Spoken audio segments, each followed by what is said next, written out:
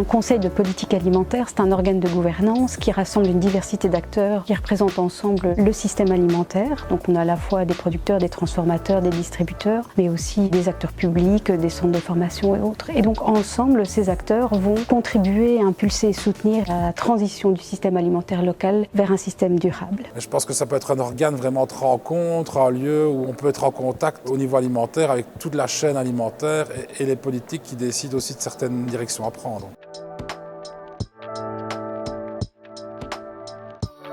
L'alimentation durable, c'est un concept qui est multidimensionnel par définition et donc les portes d'entrée justement pour contribuer à cette transition sont multiples et donc là ce sont justement les acteurs du Conseil de politique alimentaire qui vont définir eux-mêmes leurs priorités ou les leviers qui leur semblent les plus pertinents pour leur territoire et donc on peut avoir des thématiques autour de la question de l'accessibilité de l'alimentation durable pour tous. Ça peut être travailler sur les pratiques agricoles vertueuses et les pratiques de consommation vertueuses. Ça peut être sur la question de l'accessibilité aux terres. On peut travailler également sur le soutien aux filières de commercialisation, justement, en circuit court. Nous, on fonctionne avec la ville de Namur. Donc le Conseil de politique alimentaire propose des fiches actions au collège communal qui les acceptent ou pas, ou qui les acceptent sous conditions.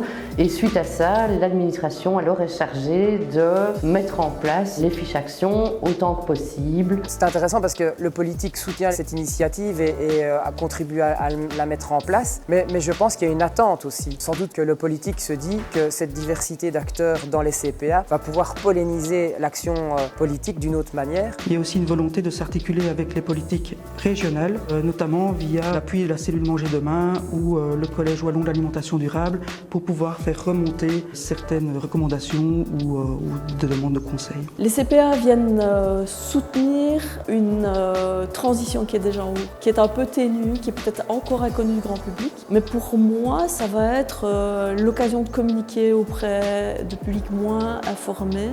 Et c'est un outil supplémentaire dans la transition alimentaire.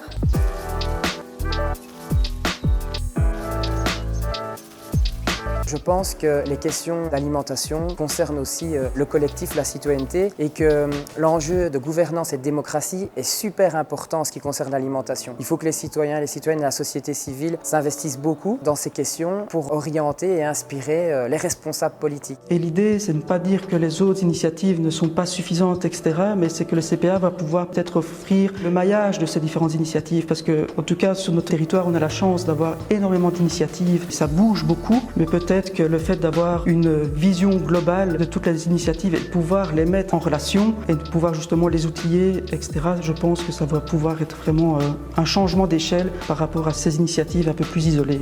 L'important, c'est pas d'être dogmatique, c'est de travailler avec le plus grand nombre, largement, et que tout le monde trouve sa place. En fait, la transition vers un système alimentaire, c'est d'abord un chemin. Et on apprend en cheminant, tous ensemble. Et on ne sait pas toujours vers où on va aller. Mais c'est ça la transition. C'est un moment où on ne sait pas vers où on va, mais on avance avec le plus grand nombre et chacun fait en fonction de ses contraintes et de ses moyens. Et ce qui compte, c'est d'avancer.